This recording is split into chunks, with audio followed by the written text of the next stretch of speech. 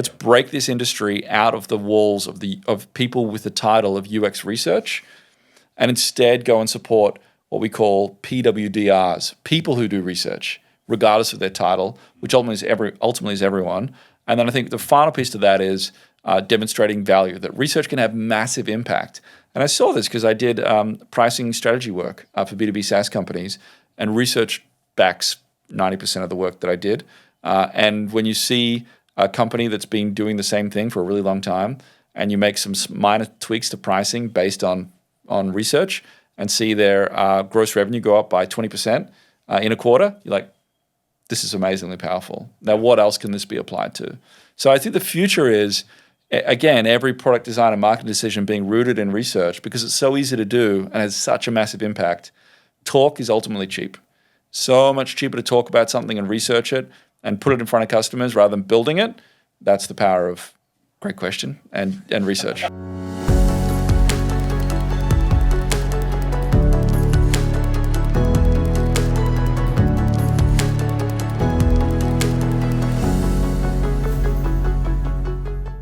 Imagine sitting down with a founder who's not just lived the startup life, but embodies it. That's Ned Dwyer.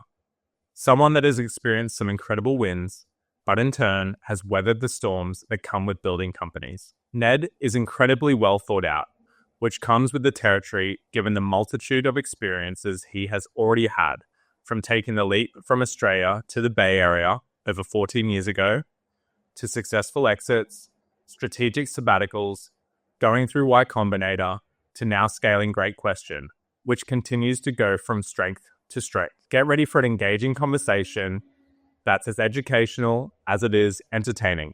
Enjoy. Ned, welcome to the first podcast. Thanks, good to be here. So I always kind of start for people that may not know who you are, maybe just give them a mini primer on who Ned is and who Great Question is. Sure. So my name's Ned. I'm co-founder and CEO of Great Question. Great Question is an all-in-one customer research platform built for the enterprise. We basically make it easy to recruit people, whether it's your own customers, non-customers, and run any kind of research against them, like interviews or surveys or prototype tests, and then share with your team everything you're learning all in one place. And so I am originally from Melbourne, but been living out in the Bay Area now since 2013. Awesome. So I have my limits, obviously, when I'm doing my snooping and research. And obviously on your LinkedIn, I knew you had originated from Melbourne, but the first role that I think you have on LinkedIn was native digital. Yeah. What was happening with Ned Dwyer before that? A lot of things. So I counted up one day, and I've had something like 26 different jobs since I was a young buck. I think my first job was when I was 12, delivering newspapers of some sort. I worked as a butcher. I sold motorcycles, all kinds of things. But always been pretty entrepreneurial, trying to build my own business of some sort. I installed photo booths in nightclubs and ran my own club nights, and Native was kind of an extension of that. I actually didn't start Native. I came into Native. It was an existing business run by a guy called Nick Crocker and Ben Johnston out of Brisbane. And the reason why I got into it was they had this amazing group of customers that were commissioning them to build all kinds of digital products and online ad campaigns. And it was a vehicle for me to go and test out my own product ideas. And so I was there for 5 years on my path to going and finding what was the next big digital startup idea I was going to begin, which was born out of there, called Twiki. Would you say that you're a product guy? I mean, we've had these conversations like with multiple founders, right? And these kind of like early identification of passion areas within founders. Like I think about Matt from Schedulo, like he was passionate in his early career about product. What about yourself? Was there any like inclinations of, customer research, or was it product, or was it sales, etc.? So I studied marketing at school, and so marketing was clearly something I cared about. And I mean, in year 2, when in grade 2, my teachers were like, you're either going to be a lawyer or a pastor. And so I think like that sales side of things, and then like talking to people, business development kind of thing was very strong. I think I got into product more out of, less because I thought I would be particularly good at it, but more like someone needs to will these things into existence, and like the product surface area is what everyone's going to experience, less than I was particularly great at product development. I was rereading some of your blog posts before this, and what was interesting is I reread one from, I think it was originally on your WordPress blog many, many years ago, about how many ideas you worked on even before, Elto, which was the sort of first larger business you went and built.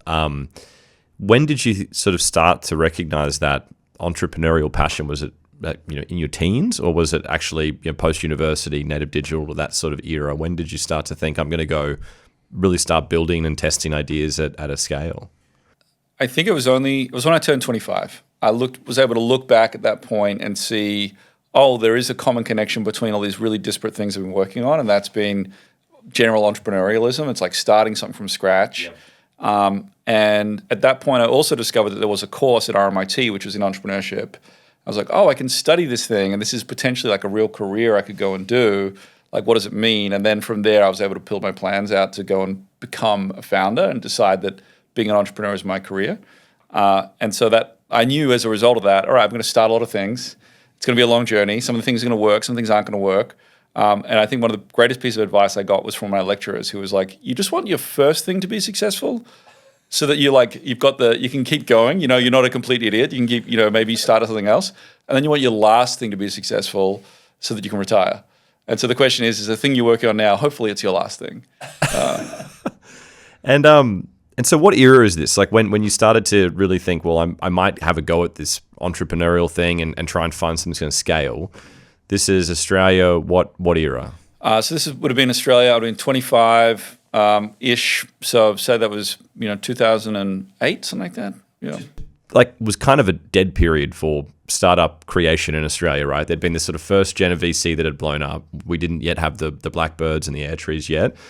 How did you go about figuring it out? There wasn't the same level of resource clearly that there is today. I think it's like kind of birds of a feather flock together. We just sort of started looking out for people with like-minded interests. I think Hacker News, like Y Combinator's Hacker News, news.ycombinator.com was like a big source, and we started a meetup, and I met a bunch of other YC founders through that, and then we started our own meetup called The Hive, which ran all around Sydney, Melbourne, Brisbane, and that was another conduit to kind of bring people together, had similar ideas, and just kind of commiserate and talk about ideas, and lots of interesting companies came out of that.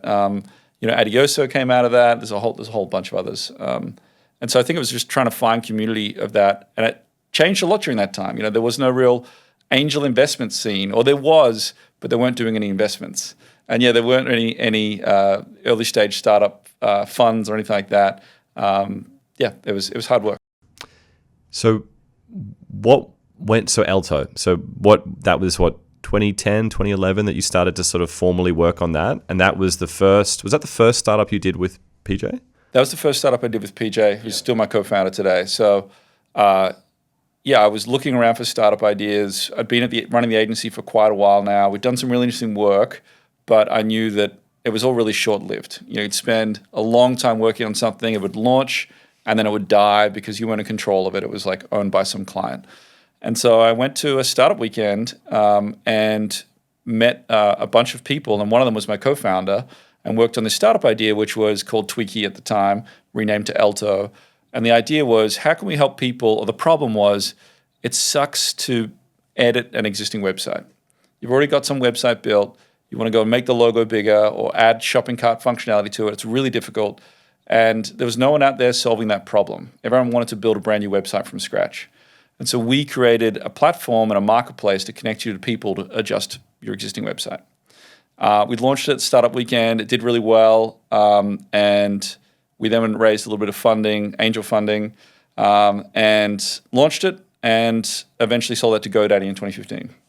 What was the actual timing of you actually coming to the US though? Was that during Elto or was that post the acquisition? That was about a year and a half into Elto, something like that.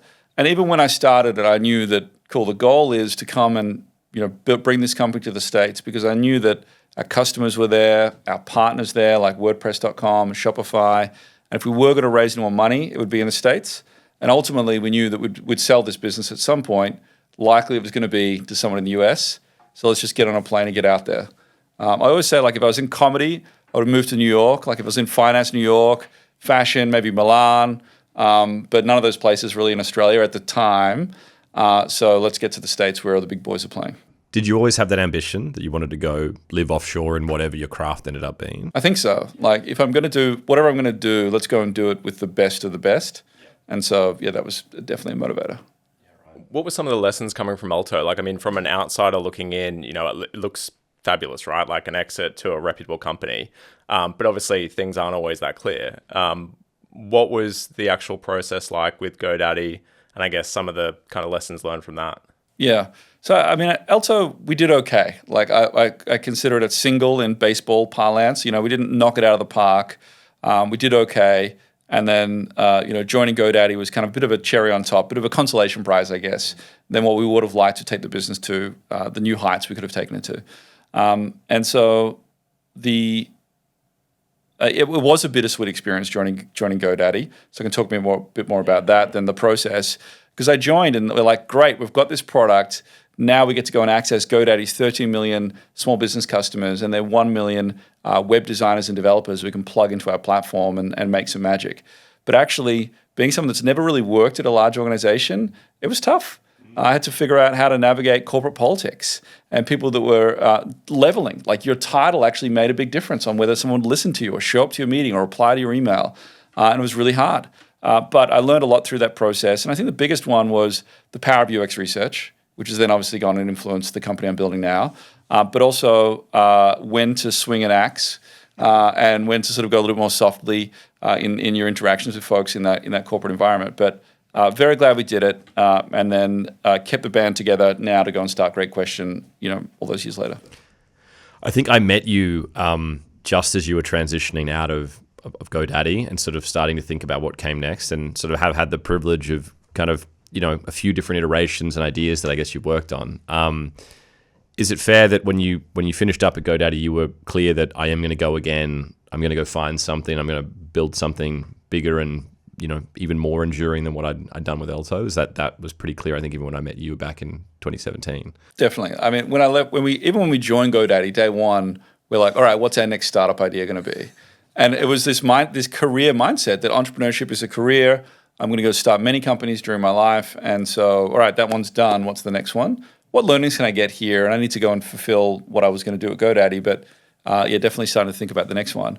And so every week, my co-founder and I would meet up and do what we called cool ideas, where we just bounce ideas of things that we were thinking about or that we'd seen in the market that could be interesting businesses, and then riff on them and iterate on them over the time. And so when I left, we both quit at the same time, basically the same day. We moved to Mexico, and we're like, we think we can go and start a company in a month. We're going to live on ramen and just like do nothing but talk about ideas, talk to customers, and run. And that's what we did. Turns out it's a lot harder than that.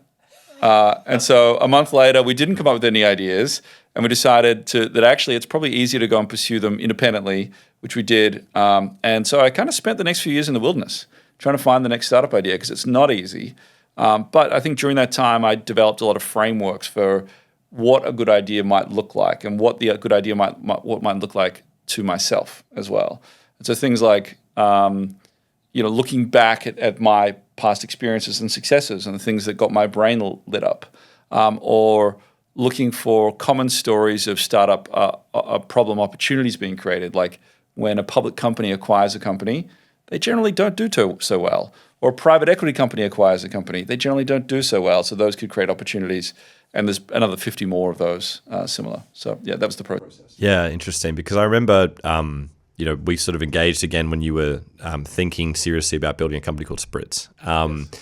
And what I find so interesting about Spritz, and we talked on it for a little bit before we jumped to Great Question, is it was kind of perfect timing for you guys in terms of market. Like if we think about the Ramps and the Brexes and these that have gone and built out of what you guys were building with Spritz, and I'll get you to sort of briefly cover what it was you guys were going after. But I think ultimately it didn't yield for you guys. And I remember reading a very interesting blog you wrote when you decided to kind of pull up stumps there. But, talk us still about what at a high level what you were building, but what was the learning there? Because I have some views, but it'd be interesting to get your take on that experience and why it didn't sort of reach the potential. Sure. So Spritz was a corporate card startup. Effectively, you can think about something like Brex or Ramp that exists today. We give you a corporate card to everyone in your company, and that's how you're going to manage your expenses. And so you just put everything on your corporate card, and then there'll be rules applied to it, which will allow you to not overspend in any category, or with vendors you shouldn't be spending money on, things like that. Great idea. And it was really born out of one of my frameworks that I developed, which was you should be looking for new infrastructure which exists that has unlocked new capabilities previously unavailable. And so in that case, Stripe had come out with their issuing product. So now anyone could go and create a corporate card and brand it, and there was a great API you could connect to go and build these kind of products. And the timing on it was incredible because, Brex hadn't launched yet. None of these other companies had launched yet. In fact, you knew it was so early because I was on a flight to a Xero accounting conference with a stack of business cards that I immediately had to throw in the bin because a press release had just gone out that Brex is here and they've just raised $50 million to build a corporate credit card startup. And the reason I had to throw the cards in the bin was that our name at the time was Rex. And so I was like, okay, these guys have beat me to the punch. Go back to the drawing board, and I'm going to have to need to do something different now. I think the lessons for me in that building that company there were definitely lessons around picking the right market. For me, I didn't have a lot of fintech experience, and I didn't really think that mattered, but it turned out it did because there were bigger players, better funded, that knew a lot more about card dynamics and banking and finance in general that I didn't, and it's kind of the things you don't know. And so that was a bit of a problem. The second was I actually didn't start that with PJ, my current co-founder. He worked on it with us, but actually it was another co-founder who I'd never met before in person. We got introduced through that process, and that founder gelling process is really hard to do remotely. And so that was a mistake. And so cool, let's go back to working with the guy. You've proven talent. Look, there's a whole host of other ideas, but it ended up working out not too badly for us. We sold the business eventually to an Australian payroll company, which more than paid for the time we invested into it. It was about a year and a half, and yet proof again. I think that was what gave me real confidence that the first business wasn't just a strike of lightning, that actually this is a reputable career that I can be on as a founder. Before we jump into great question, I want to touch on a couple of different topics, just that I think kind of like in my research, you seem quite reflective in nature. And Ben's already mentioned the blog posts, which are exceptional. But I want to read out one thing here from your LinkedIn, and that was the kind of sabbatical part. And it says, took time out to reevaluate my life, goals, and future. Traveled, read books, trained for a marathon, got very bored, got back to work. Does that typically just sum you up, A? And then B, did you actually run the marathon? It does pretty much sum me up, I think, in general. I think my only regret from that period, so that was an amazing period because, every day I would get up and go running and reading books and just having a great time. My only regret was that I kind of gave myself too much time. I was like, I think it'll probably take me about 2 years to find an idea. Once I realized it wasn't going to take me 4 weeks, it'll take 2 years. And actually, I probably could have got started a lot sooner, and it would have been fine. You sort of wiggle your way through finding the idea maze to find the next idea. But otherwise, it was an amazing time. Did I run the marathon? I didn't. I actually fractured two of my metatarsals in my right foot from a repetitive strain injury from running too much, effectively. But I did run a bunch of halves and was running half marathons almost a few times a week, sort of thing. It was amazing. And then the second point is another blog post of yours, which I read and I loved, and we'll put this in the show notes, is psychological runway. Do you want to explain that in a bit more depth to the listeners? Sure. So I think everyone talks about your financial runway a lot, and especially for a startup, right? Like how much longer is your startup going to live before you die, basically, or you need to raise more money? And I think that's really important from a psychological perspective as well, because you might have all the money in the bank, you can keep going forever, but if you're living on ramen noodles and living in a dark box just working on your machine all day, like you're not going to have a great time, and you're going to burn out eventually. And so I think about a lot in every day and in everything we're working on is how do I make sure that I'm still going to be here in 10 years' time working on this startup idea, which is big and ambitious, and it's going to take a long time. There's a related concept, and I don't know if I referenced it in that post, the Stockdale paradox, which is named after a guy called Jim Stockdale, who was a prisoner of war during World War II, captured by the Japanese, I believe. And he was surrounded by these guys, and they're all like, we're going to be home by Christmas. Don't you worry, we're going to be fine. And he was like, I don't know about that. All I know is that I'm here right now, and there's nothing I can do about it. And a lot of the other guys around him died because they didn't have the mindset to live on long after Christmas, when Christmas came and went. And so I think in a similar way, when we started Great Question, we didn't start it as, okay, it's a 2-year mission or a 4-year mission, which I think we'd kind of done with the previous companies. And I think that's maybe why they ended up being singles and why they ended up being pretty short run, middling successes. And so this time, now we're 4 years into Great Question and we feel fresh. We're like, great, there's no question of are we exiting anytime soon. We've got a long way to go. Maybe we're at the end of Act 1. That's interesting. You've referenced PJ a few times, who's obviously a co-founder in Great Question. Talk to us about founder dynamics, because I think one thing that we hear a lot from very early stage founders is the complexities of trying to sort of figure out who you're going to go build with. And so the question we always like to ask is, how did you know? How did you know PJ was the one, and what's been reaffirmed to you in the startup subsequent that decision's been the right one? Yeah, so when we started working together at the startup weekend, he wasn't actually even a member of the team. There was another guy who was awesome, who was like leading that team, another 2 other engineers who were far more senior and experienced than PJ was. But once we left startup weekend, which is that 48-hour pressure cooker environment, PJ really just started showing leadership. We constantly shipping new features, working on it diligently, incredibly pragmatic, very low ego, all the things that I like to be and look for in other people. And it was 3 months in, I said to him, I think you're the CTO of this thing, and I think you and I should carve off and keep working on this. And he agreed, and we kept working on it. And I think it was that like identifying early positive attributes and early talent. And then he saw the same in me, right? I was still unproven at that point, but he could see my sales ability, my product and design sensibility, and my vision, and was like, cool, we're going to back each other as horses, I guess. And so it's this mutual respect and lifting each other up when the other one's down in that seesaw of the emotional roller coaster. And so when we got the band back together, it just felt like a no-brainer, but there was definitely still conversations on, all right, who's going to lead? Who's going to be the CEO? Who's not? What are our roles and dynamics? And to be honest, it changes a lot. Like he's not only the CTO, he's the CFO as well. And so in many ways, he is still leading the business, almost as a co-CEO. But when a decision needs to be made, it's pretty clear to both of us who's making it. There doesn't need to be too much conversation around that, which is great. Yeah. Leaning into Great Question now, I guess I think you've semi-touched on it there, but just to go a bit deeper, what was the aha moment for Great Question? The aha moment for Great Question was when we came up with a name.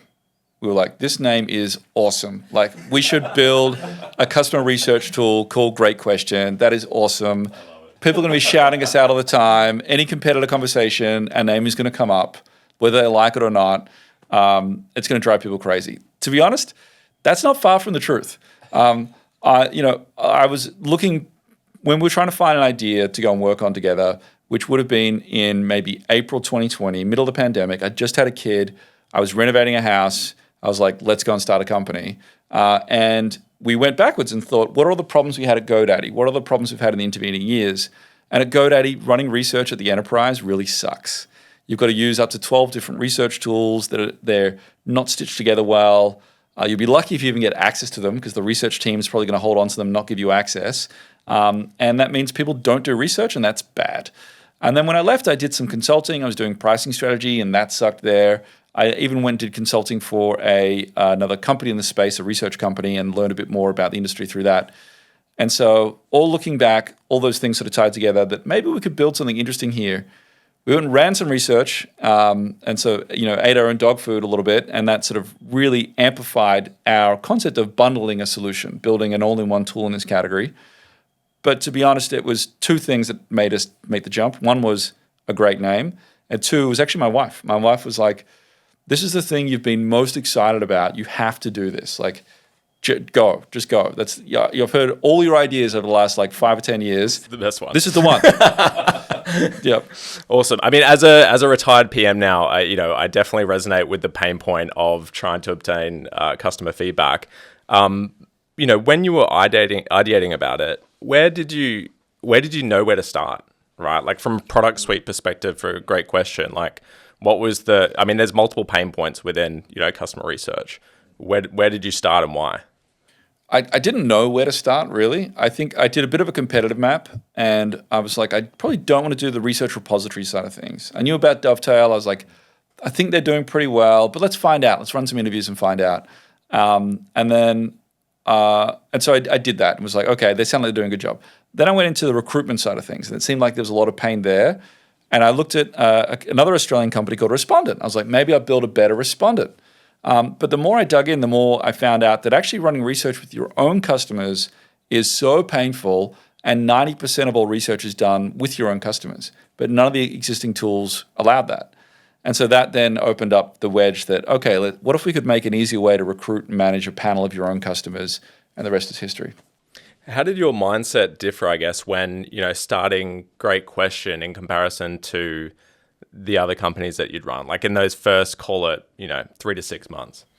A lot more customer research. Yeah. We didn't want to leave too much to chance on like what was the right entry point and really understand the market and the customers. So that was important. While I had been a customer, I guess, like I would have been a customer of the product. I didn't want to build just for myself. I knew the market had to be bigger than that. And it was definitely a bit more of a softly approach before we start building. Because once you start writing code, things start baking. And then at that point, I knew we wanted to go hard. Like we wanted to go and build something big and meaningful, which was also a parameter in what we chose, which is why we went to Y Combinator, why we raised a seed round and built a real serious team around it. Do you remember day one of Great Question? Like the first formal day? Pretty much. So it's kind of a funny one because you moonlight a little bit and then you form the entity and then you actually go full time. Yeah. But it was about October 10, 2020 was when we first we incorporated. We were both on it full time. And the one thing I remember is we said, we're not going to have any process. We're not going to have planning meetings and demos and all this kind of stuff. We're just going to have one meeting a week, which is a retro. And so at the end of the week, we'll say what went well, what went poorly, and we can build any other process out of that. And so that was something that formed on day one. And the other things that formed, like product strategy, most of that is still actually in place today. Yeah, I don't know. That's about all I can remember. Not much. It's interesting because, by that stage, you'd been in the Bay Area for 7 years, right? I know of you as one of the connectors of the Aussie diaspora that live here. And you'd had multiple startups, but you made the decision to go into YC. What was the thinking there? How did it have relevancy for Great Question specifically? I think part of it was emotional. Like I'd always wanted to do it, and I applied a bunch of times before and never gotten in. And I was like, oh, cool, I want to finally tick it off. I think the other is, while I've got some credibility in some circles, in others I don't. I didn't go to Facebook. I didn't study at Stanford. I didn't, do these sort of things, these sort of rites of passage. And yeah, look, I've had an exit with GoDaddy and things like that, but it wasn't to Google or something like that. And those credentials matter here. And they matter everywhere, but I think they particularly matter here in terms of fundraising. And so it just felt like a relatively straightforward way for us to get some initial cash, to start the business off, to hire the people we need to get off the ground, and then get us set up for demo day where we can raise our seed round easily. Now the advice I give to founders considering doing YC is 100% to do it, but it's for a bit more of a mathematical reason, which is that I genuinely believe that you'll get less dilution raising through Y Combinator because it's going to allow you to raise at a much higher valuation on your seed round than you ever could do separately, even if you're an experienced founder. And so the clear example of that is I maybe could have raised our seed round at an $8 million cap, and they ended up raising our seed round at roughly a $20 million post-money cap on a safe. So it's mathematical equation, then say, should I give up 7% to do that? I want to shift to team, people, culture, and especially in those early days when you were starting to hire those early staff. Like, what were you looking for? Like, what are the common traits that you think drive most effectiveness or people that kind of work well in that early stage environment? So really looking for unproven folks, mostly. They had some good experience, but maybe weren't proven at the level they wanted to operate at. So one of our first engineering hires was ex-Twitch as a senior software engineer. But he was still an IC role and was tasked with, changing a button color type, exercises. And we said, okay, you're in charge of all these features that you're going to go and build in the next 2 weeks. It's a sort of like level of work output that was required. So you had to wear a lot of hats. And I think that's the second one, is like people that are under leveled, I guess, and then people that are willing to take on a lot of hats. And so he was doing DevOps, and he was doing some design work and some testing and QA and all this kind of stuff. And then I think the final thing was hiring as experienced people as we could possibly get. The more senior, the better. In previous companies, we'd always prided ourselves on hiring we got an engineer for $10 an hour. Aren't we geniuses? And it's like, well, maybe, but I'd much prefer to hire one engineer for $100 an hour that can do 20 times work that person. Can we do it more autonomously? And so that like autonomous nature maybe is more to the point. Yeah. How about culture? Then versus now. Then I was looking at some recent posts of Great Question. I think it's the Great Question Athletic Run Club World Tour. Yes. Which seems pretty cool. But like maybe just explain, like was culture or setting principles or mission statements or vision statements early important to you, or was that sort of an afterthought, more important later? It was really important to us, and it actually was against Y Combinator advice. Their traditional advice is don't focus on values or mission statements or any of this stuff. That is all bullshit. Doesn't mean anything until you're an established company. And I remember going to our group partner, Dalton Caldwell, and said, hey, we've done this. We've already done our values and our mission, and culture is really important to us. And he's like, oh, no, you're okay. You're like second, third time founders. Like, we get it. This is for the guys that are just out of uni and don't know what they're doing. We want to make sure they're not playing startup. Yeah. And so for us, it was in aid of an outcome for us, which is we want to build a great place we want to work. High radical candor, highly autonomous, great communicators, high EQ, very important for us. And super proud to say that's the culture we've built today, and we'll continue hiring people like that. Has that got harder as you've scaled? And maybe just to double check on that as well, like you have a distributed workforce, am I right? Yeah. And how do you find managing that, I guess, from a culture perspective, as well as just managing it full stop? So it's our third time around, so it's definitely easier having done it before. You know what to look out for. I think there's a lot of people going against remote culture these days, and I think mostly that's folks that haven't had experience doing it before and not doing it successfully, and I think it's easy to fail at that, and there's a lot of failure modes there. We've found it pretty straightforward. There have definitely been times, I think, where there's been problems with it. There's individual contributors that maybe don't have a big team with them. You're a solo marketer. Who do you talk to about ideas and connect with? Because you're really only talking to me as your manager, maybe someone else on the team like engineering, but you don't have a colleague or a set of colleagues as such, and that could be a challenge. And I don't claim we've got it all right, but I think, setting the values up, setting up the systems for communication, and just being really clear with expectations, we've built a great culture. How have you refined your approach to hiring? I think one of the things that we've observed is you've had a pretty good success rate this time around with Great Question of just finding really interesting folks with often founding backgrounds and really exceptional talent. One, how have you convinced people early on to come and join the journey? And two, what's been the framework to make sure you hire most effectively? So almost a third of the company is ex-founders, including myself. And so we definitely over-optimize for that, because those people have been through the trenches. They're willing to wear 3 hats at once. They're generally underestimated in so many areas. And it's a hard job market for a founder. And so I'm happily find your place here where I know that you're just going to run through walls to get whatever you need to get done. So you definitely give a lot more credence to folks that have founded a company in some way. We run a fairly diligent hiring process, better than we did before. We would be like, if it doesn't work out, it doesn't matter. Now we're much more intentional about it. And so we have hiring principles that we go through and calibration exercises around those principles. And we train everyone that's in the hiring group about what they're going to do. We do take-home assessments. We work with experts in every vertical to understand what a great take-home looks like. We're just being a lot more intentional, I think, about these things. Maybe we're a bit more cowboy about it previously. Switching to product, we speak to a lot of founders. They're all early stage, looking at building out an MVP.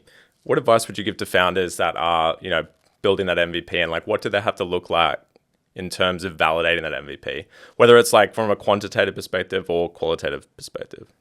Yeah, I mean, I think building an MVP, I think the biggest thing is what is your hypothesis that you're trying to test here? And what is the biggest, like most challenging hypothesis in this tool chain of product that you need to go and build, that you need to go and validate, that the market actually goes and wants? And then who are you going to validate it with?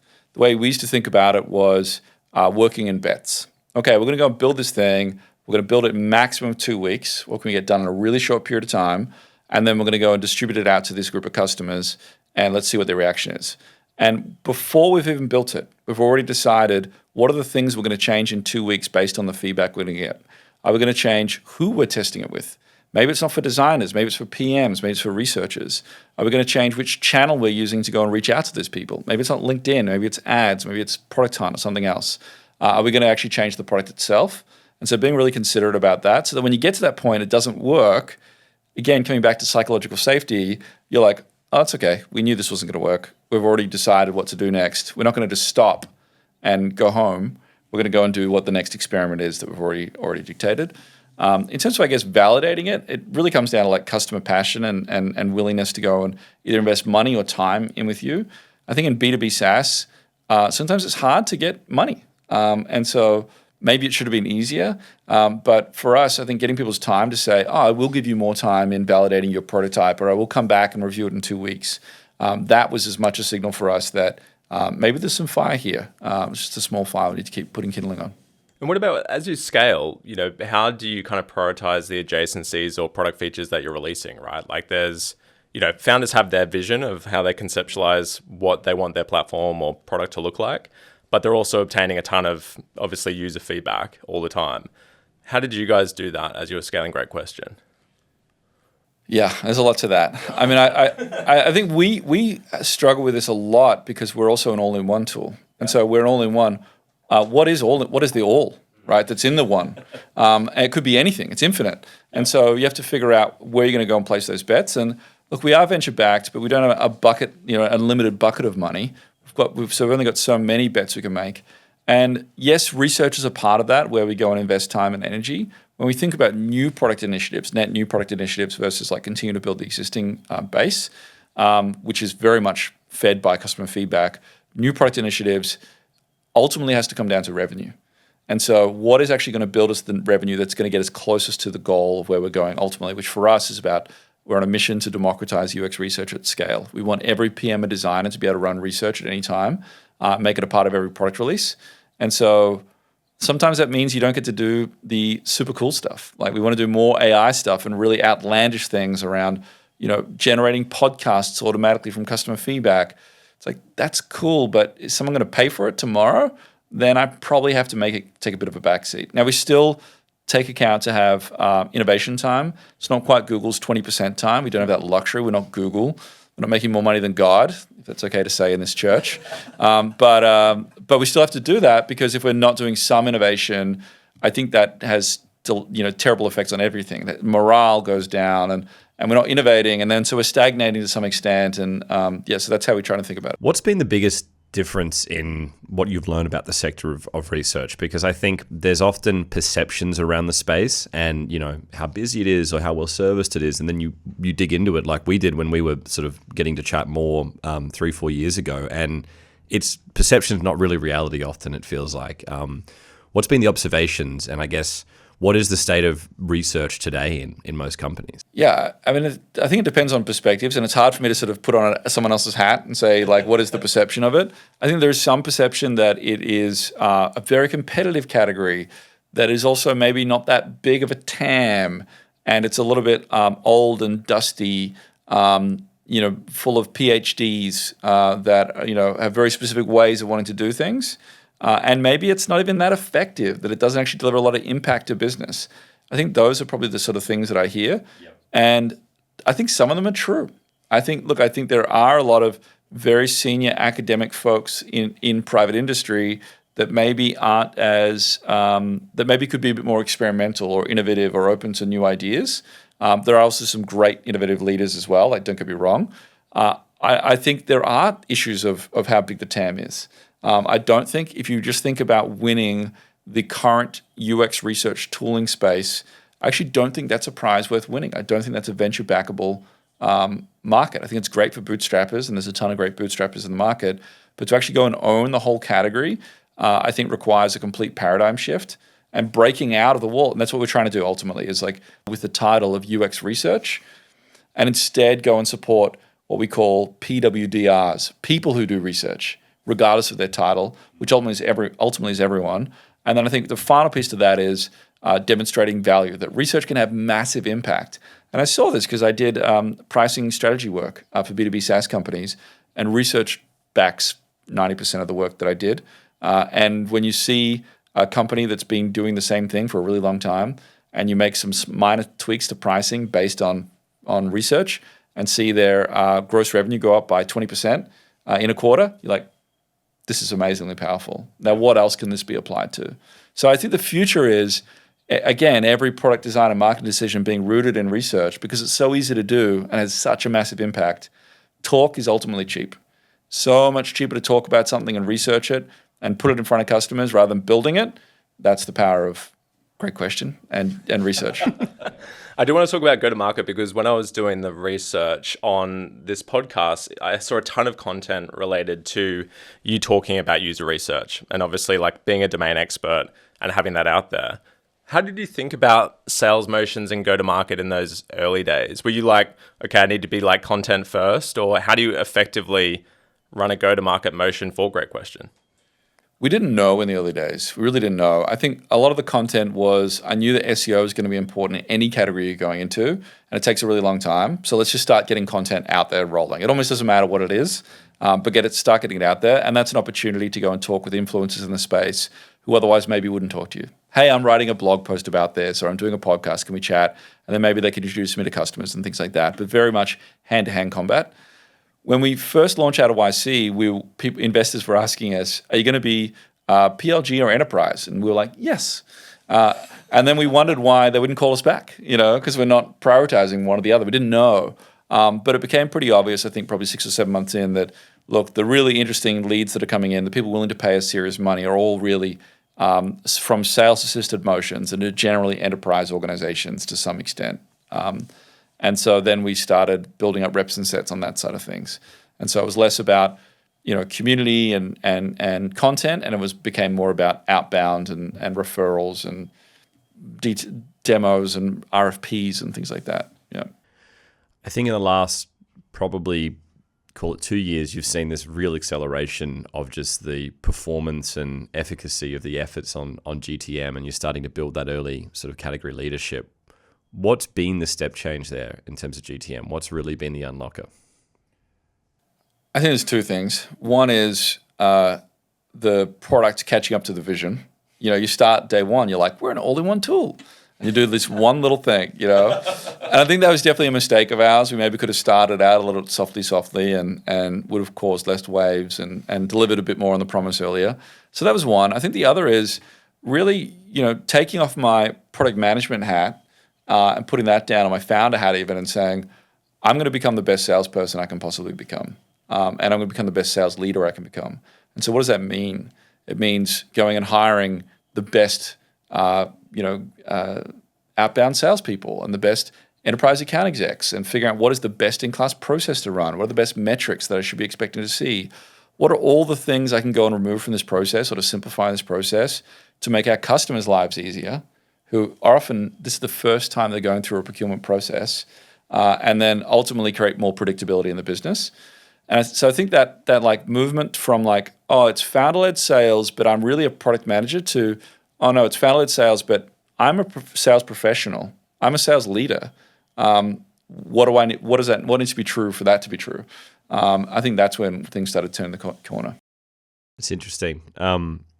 Let's change tack to fundraising. I think an interesting place to start is sort of provide us a comparison of how you approach fundraising with Elto and how you thought about it with Great Question when you raised your seed. So with Elto, we were definitely stumbling through it. Like there must have been some friends of mine that had raised money before, but it's probably people that had gone through Y Combinator, and it's such a very different beast to anything else on the planet. And so we only knew a couple of people that were angel investors, and we went and spoke to them that had some exits in the past and said, oh, look, we're fundraising now. And they're like, okay, great. And that was basically all we spoke to. Maybe we spoke to a couple other folks, but really it was them. And they, the startup scene back then was, there wasn't a lot of information about what right rounds looked like, especially in Australia, or what best practice was. And ultimately, we did a terrible deal. We raised, I think, 400 grand. It was in tranches. There was like 100% at the option of the other party, of the angels that were investing in us, which is like just a huge no-no. I think even back then it was probably a no-no, but we weren't aware. And it wasn't enough money for us really to do much. And I can't remember what the valuation would have been, but maybe it was like 2.5 or 3 million, something like that. And so that really hampered us. It hampered us in so many ways. And it also just left a really bad taste in our mouth. Like these people that we knew, that we respected, did this really terrible deal. And yes, we accepted it, but we're naive and they've got a role to play in this as well. And so I was like, okay, cool. Let's not do that again. Let's go and try and make some more informed decisions. And thankfully, Y Combinator guides you on so much of this stuff in terms of let's make sure we're not giving away too much equity.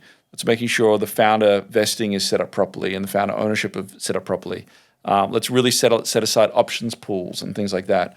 And just take a more structured approach to the whole thing from day one, even doing multiple projections looking forward about different outcome options and how many rounds we need to raise and what is it going to look like if we're on Series Z. How much ownership will we have and what will that mean? What are the gates we need to pass through? And so anyway, I think taking a more structured view, and maybe that requires going through a bad time. Maybe that requires actually seeing the negative of it, but hopefully not. Because I think for a lot of people, they go and do one company and that's it, either because they're successful or because it's such a challenging experience that they won't come back to it again. And it's these kind of experiences that I think will turn people off. For the founders listening, how do you think through selecting the right investors to join you on that journey? Definitely taking a lot longer with them, as much time as you possibly can with people that could be potential partners. YC doesn't make that easy because you've basically got you've got a half an hour phone call typically with them, and then they're going to make you an offer at the end of that or not, and then they're going to be on your cap table. Thankfully, it's a seed round, and so they don't have a lot of rights necessarily, and obviously there's some responsibilities there. But if they're a dickhead, you don't need to deal with them.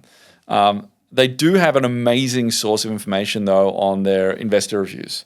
And so you can go there and sort of filter out the bad people. But otherwise, generally, spending a lot more time with people, meeting them in person wherever possible, and doing reference checks. I want to talk about future state. Where do you see Great Question in 5 years?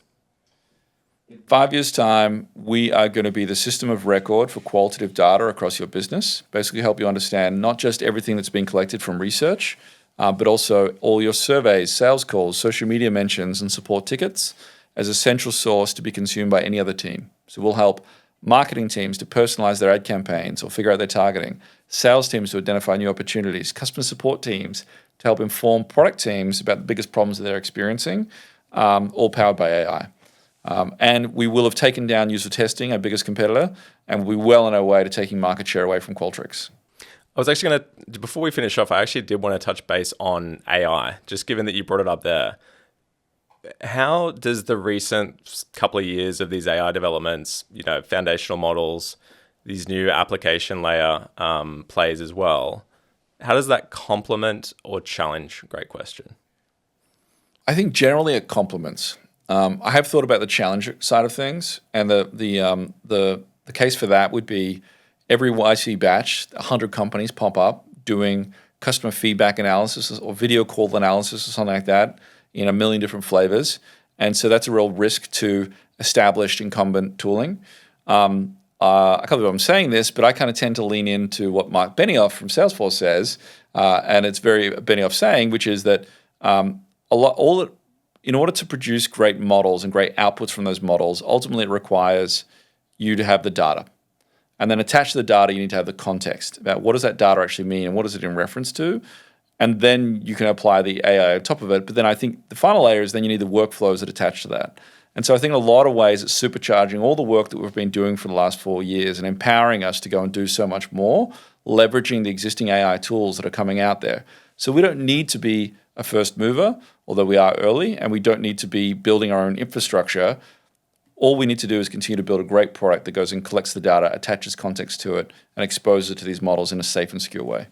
As we start to close off here, I want to also, I feel like we've been quoting a lot of your blogs in this podcast, but you had a quote here, and it says, "Success is going from failure to failure without loss of enthusiasm." Can you just expand on that?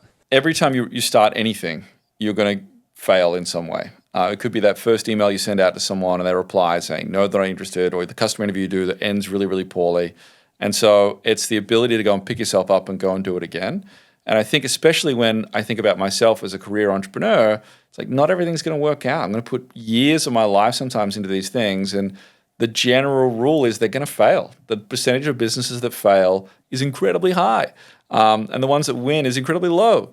And so if I aren't able to maintain that enthusiasm, and I do think of myself as an enthusiast, as someone that's interested in a lot of really broad things, then I should go and get a job somewhere else. I should not be going and being an entrepreneur. Final question, and the one we always finish with is, what are the war stories? What's the words of advice that you'd want to impart to early stage founders listening to this? I had a good answer to this, and now I can't recall it. So I'm glad you've got an editing suite in here. I think the greatest advice I can probably give to startup founders is advice that I wish I had when I was a young buck, which is that there aren't any traditional paths into being a founder. There aren't any necessarily traditional founder stereotypes, and there aren't any necessarily stereotypical companies that come out of it. I think I had this idea that from a young age that an entrepreneur is someone that's really brash, and they've got the gift of the gab, and they're handsome and tall and great hair and all this kind of stuff, and that's often true. But sometimes they're not. They're really introverted, and they're non-technical, or they're technical. And I think I had a bit of a chip on my shoulder as being a non-technical guy that didn't go to Stanford or didn't go to the great university or work for this big tech company, but was out here trying to start a tech company. And it doesn't matter. You just meet so many flavors. Even the biggest one is meeting people that were completely non-technical, knew nothing about startups, and went and built billion-dollar companies from scratch, and they're massively successful. And potentially sometimes with low IQs, you're like, it doesn't matter. None of it really matters. And the same with the type of company you can build. I think it's the founders of Coinbase who talked about you could decide to build a company where every day you wake up and at 10 a.m. you all drink whiskey for 3 hours and then you get back to work. It might not be a great company, but you could do that if you wanted to. Like, what is it, the company that you want to go and build? That's the company you should go and focus on. And so I think that was really freeing for me and in the type of company I built, the kind of people I wanted to be around, and who I am as a founder. Ned, thanks for joining us on The First. Thanks, team.